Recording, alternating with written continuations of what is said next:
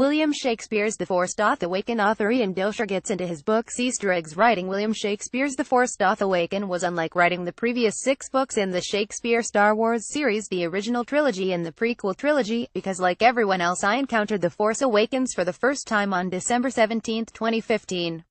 No, I didn't get any advanced knowledge of the script and I had no pre-screening of the movie. I bought my ticket like any other fan.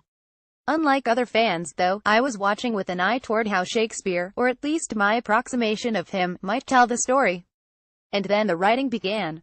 As in my other books, I enjoyed playing with language and giving different characters unique patterns of speech.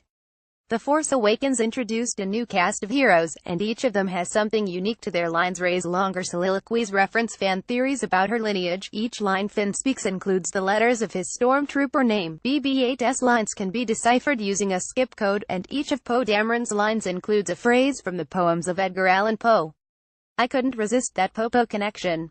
If you're keeping score at home, I literally referenced every single Poe poem in Poe Dameron's lines. Those elements are related to characters in The Force Awakens, but other things I threw in was purely for fun. Part of the joy of not actually being Shakespeare is that I get to add stuff to my books that Shakespeare never would have.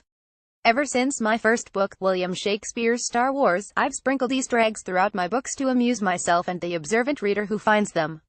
I won't give everything away. You'll have to go hunting if you want to find everything in William Shakespeare's The Force Doth Awaken, but here are a dozen things to watch for. Max von Sydow, who plays Lor San Tekka in The Force Awakens, is known for so many wonderful roles. I dropped a reference to one of my favorites in one of Lor's lines. The Unbreakable Kimmy Schmidt is one of my favorite shows, pure joy on screen. So of course there's an Easter egg for Kimmy. I have a weak spot for Taylor Swift, and included a reference to one of her songs that was popular while I was writing. The Proclaimer's biggest hit gets a mention in a speech from Finn. In introducing The Force Awakens to the world, Lucasfilm announced that their expanded universe would be going away. I pay brief tribute to the EU in one of Han's lines. Ernest Shackleton's journey to the South Pole was advertised in newspapers with a remarkably honest description.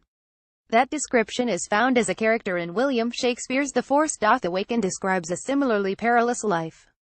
Be Calm and Carry On has been parodied and memed to death in the last few years, and now I've done it, too. As we all know, Daniel Craig had a hidden cameo as a stormtrooper guarding Rey. Did I pass up the opportunity to acknowledge 007? Of course not. At one point, talking to Han, Finn references an Indiana Jones line, because why not? During one of Rey's speech, my Shakespearean parody takes a decidedly Dickensian turn. I have no idea why, it just sort of happened. No one is a bigger fan of the musical Hamilton than I am. No, you're not. Nice try. So of course there's a Hamilton. Chewbacca, in mourning his fallen friend, borrows lines from a famous Walt Whitman poem.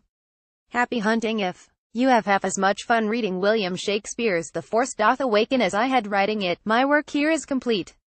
Out now from Quirk Books. Tags Ian Doescher, Star Wars The Force Doth Awaken.